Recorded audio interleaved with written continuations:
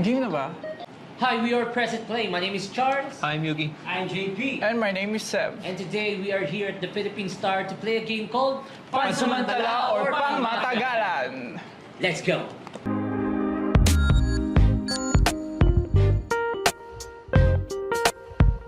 Yan marunong, di nga nagaganyan eh. Yung crane lang gagalaw mo, hindi yung buo. Hindi, yun. Ay, ito? Yeah. Cation. Ang haba ng letter ah. Nagsimula to noong 2019. May church event, sobrang lamig. Inapik ko yung kuya sa tabi ko at nagtanong kung pwede ako makahiram ng jacket. Akala ko tatanggihin ako, pero siya pa mismo nagsuot sa akin. Uy, tinalig ko. After ng event, nag-picture taking. Tapos pag uwi ko, na-surprise ako. My friend request from him. Naging kami eventually 3 taon. Minsan masaya, minsan malabo. Ngayon, magkaibang buhay na kami.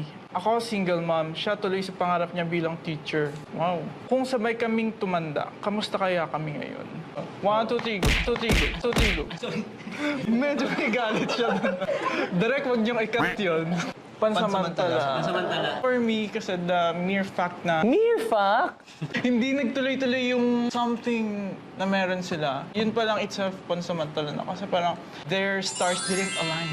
Pwede mong palit ng sagot. Hindi na, panindigan mo yan. Kasi nagkakilala sila sa, di ba, sa simbahan. Church. Parang yun pa lang kasi parang destiny na. That siguro wrong timing lang kasi bata pa sila. What if sinadya ng guy na puntahan siya doon? Kilala pala siya. Sabi niya, dinalamig to ah. Lamigin to. Lamigin to?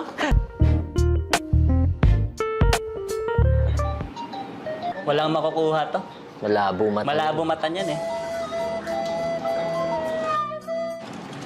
Ay, Naging kami when I was 17, high school sweethearts. Kanina, 15, di ba? 15. Study first. Everything felt easy and right until college came. Went our separate ways and LDR took. LDR pa lang, alam ko na agad. Oo. We broke up knowing it was the best thing to do. 5 years later, life brought us back together, and I felt a familiar spark. We talked, but eventually drifted once more. Maybe we had our time. Kung hindi kaya kami naghiwalay noon, kami pa rin kaya ngayon. O talagang hanggang doon na lang talaga kami. Lungkot naman niya. Siguro sa akin, pansamantala kasi hindi kasi ako niniwala sa LDR. Ewan, parang ang hirap kasi magmahal ng taong hindi mo nakakasama, hindi mo nakakausap personally. There are people that we meet lang para maging part na ng buhay natin. Kasi if it's meant to be, it will be. Parang may hugot siya. Pamatagalan sa akin. Bakit? Bakit? Sige. Ang tagal nilang di nakita eh. Diba? Pag nakita ulit kayo, mararamdaman mo pa rin yan eh. Mahirap talaga yung LDR kasi minsan gusto mo ng mga date-date, So, di pag ba? gusto mo masaktan, LDR. Yan. Expert yan, vintage tong tao na to eh. Squeeze it. Nakilala ko siya early this year sa isang organization event sa school. Nagka-partner kami sa isang project. School na naman. Mga project, mahirap yung ganyan eh. And that's when we started getting close. Every day na kami nag-uusap, sabay mag-lunch, sabay umuwi. Ramdam kong may something. Ganyan din sa akin dati. Pero, hindi siya ready. Nag-relapse. Kakagaling lang niya sa breakup. Eh bakit siya Madali sumasabay lang. umuwi? At ako naman, pilit kong inuunawa kahit ang sakit. Kasi gusto ko siya eh. Pero habang ako, parang letter ko to ah. Siya palayo. Ngayon, bihira na lang aming mag-usap. Walang closure, walang label, nabitin lang talaga. Timing lang ang hindi pumabor. Letter ko to talaga. Go. For me, pang matagalan kung naging sila, ano eh, sabi niya nga nung una, di pa siya ready. Na-feel niya kasing may something sa kanila. Or baka story ko lang talaga kaya... Kaya ka nakaka-relate. Oo. Bakit ka makikipag, yung magpaparamdam ng something kung hindi ka naman ready? O kawawa naman yung ready, umasa Ready siya. ako eh. Hindi naman ikaw yun eh. Hindi pala. Paano pag naging kayo, tas bumalik siya dun sa mahal niya? O, edi pansamantala. Pansamantala, yun na yun. Kasi hindi talaga sila meant to be. Parang one-sided kasi yung dating. So, Pansamantala. Akala ko office romance na. Office naman, hindi na school. Pero may gusto lang pala siya sa friend ko. May crush ako na office mate. And my friends even pushed me to admit it. But I never did. I thought he knew. Lagi kasi akong nagbibigay ng food at tinatanggap naman niya. Fast forward a year, and I found out he liked my friend instead. I've moved on. And I'm still NBSB. Ano yun, NBSB? Si Seb, no basketball since birth. Pansamantala lang ba ito? Or was it something more? Ego. Pang matagalan kasi tingin ko nasa ano na sila, nasa working stage na sila eh. So I think medyo mature na sila. Tingin ko kung nagsabi siya, baka mas naging malinaw. Hindi, mali. Mali? Hinahatid siya, tapos, syempre may something yun na naisip niya eh. Grabe naman, pag maghahatid kayo, ibig sabihin may something yun. Hindi naman kayo maghahatid ng wala lang. Samantala pa rin, wala pa rin akong pang matagalan. Kasi so far, wala pa akong nakikitang stories na worth pang matagalan. Wait lang, yung story, di ba? Yung sender, Office romance. may gusto siya dun sa guy. Oo. Tapos yung guy, may gusto sa friend niya. No, Tama? nalaman niya may gusto. Oo. Tapos si sender and si guy, parang They hang nagkakatitan. out. Yeah. Yeah. Okay. So, pansamantala talaga ako. Kasi, first of all, red flag yung lalaki. Yung parang, ang ginagawa niya kasi, may gusto ko siya dun sa isa. Pero nakakatanggap siya ng kung Diba? yung Tinatanggap. affection nung hindi niya gusto. Na dapat nakukuha niya. Dun sa Oo nga, ikaw talaga kuya. Mag-ano ka na lang, maghatid ka na lang ng mga ano, Baka ano siya? mga... Rider yata. Mga rider. Baka sa... Nabook mo to.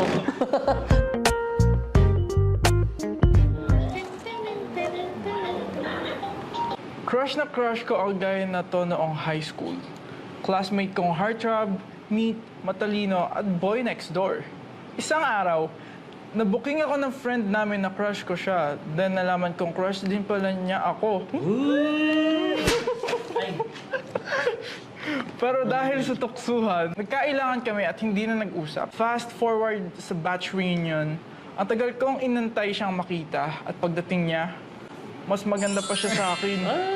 Turns out, mas crush pala niya dati yung varsity team captain namin. Pero in fairness, inayusan pa niya ako ng Bestie. The plot twist is plot twisting. 2, 3, go.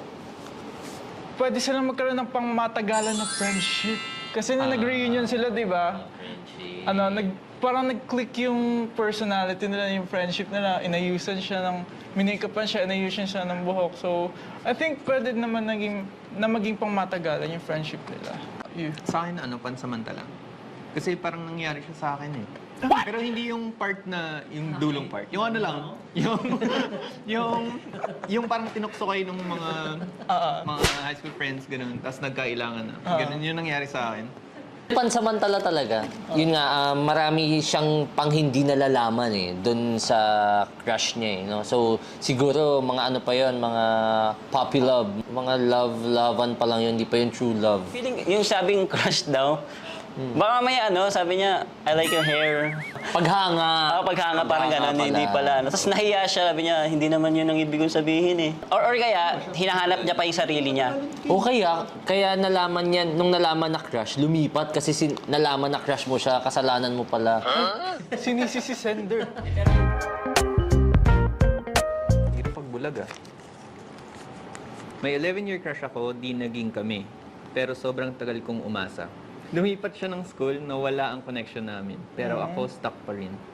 Hanggang sa nalaman kong may girlfriend na siya, masakit. Pero doon ko na-realize, delulo lang talaga.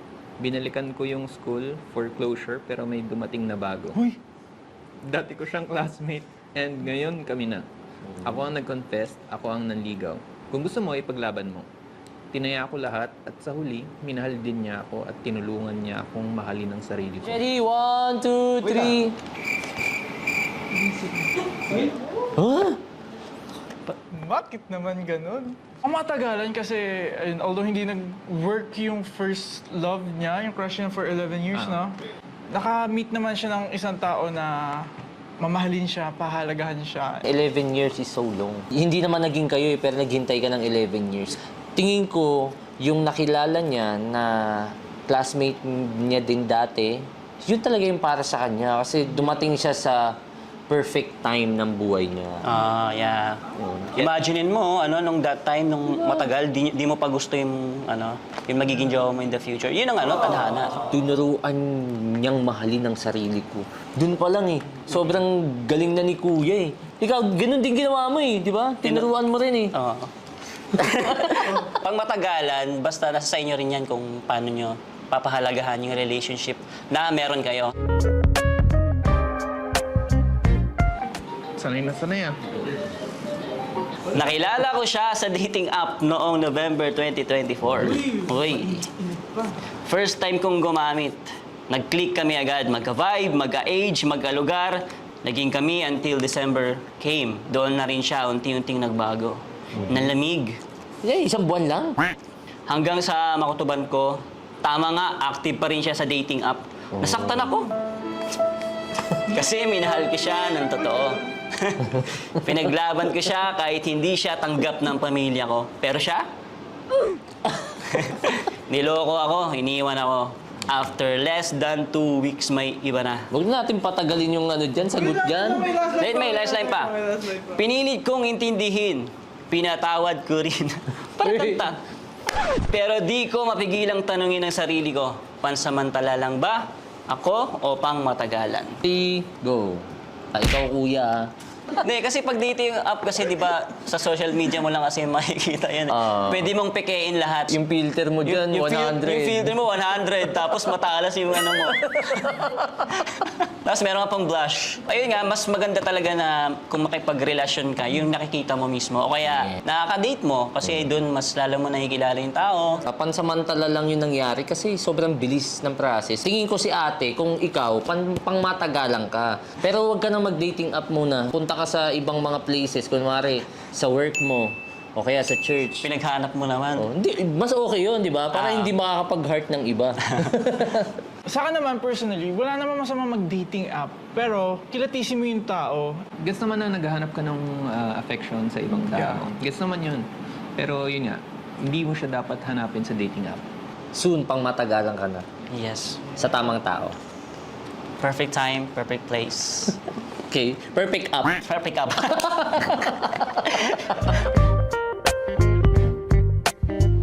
College best friend. Yung tipo ng friendship na halos lahat ng tao akala kami. Pero never naging kami. Alam ko na may feelings ako sa kanya. Pero ayokong sirain yung friendship. So I kept it to myself. Then one night, after a party, he got drunk and told me, kung hindi ko siya naging girlfriend, baka tayo. I laughed it off. Pero ang totoo, nasaktan ako. Kasi dun ko na-realize na I was never the first choice. I was the safe space. Not the risk we're taking. Ay. Eventually, we drifted apart. He got engaged last year. I was happy for him. But deep down, I sometimes wonder kung ako kaya yung pinili niya noon, masaya kaya kami ngayon. 3. Nung una pa lang sana, nagtagpo na yung feelings nila kasi, hindi kasi sumugal si Kuya Torn between two lovers ang nangyayari sa kanya. By the Carpenters, ba to? Deserve mo na maging first choice. Magkakaroon ka rin ng pangmatagalan soon kasi pure yung heart niya di ba? Pero kung hindi naglasing si Kuya, hindi niya sasabihin yun. Bagay. Di sana wala siyang iniisip. Saka nanghihiram siya ng tapang sa alak. Alay mo, siya, tawag dito, hindi naman pala ganun yung totoong feelings niya. Troll lang. Lasing siya nung sinabi niya yon. So, agad yun, wala na. Don't talk while drunk. Siguro kung ilalagay natin sa perspective na may girlfriend na yung guy, pero pinili pa rin siya. Pansamantala pa rin yun for me. Yeah. Kasi kung maging sila man noon, magbe-break pa rin sila. Maybe not because of the first girlfriend, pero with other reasons. Kasi doon pa lang, parang hindi naging faithful yung guy. I don't believe sa mag-best friend na lalaki at babae. May intention tayo, kaya gusto natin ka-close yung babae. Or may nakukuha siya sa'yo na hindi niya nakukuha sa girlfriend niya. Tama. Kaya huwag na kayo mag-dating app.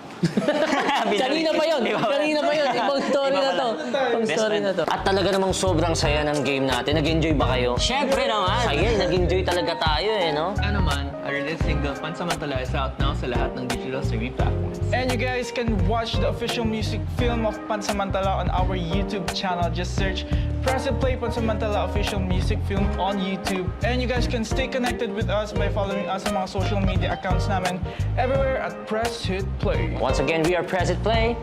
See you guys next time. Bye-bye.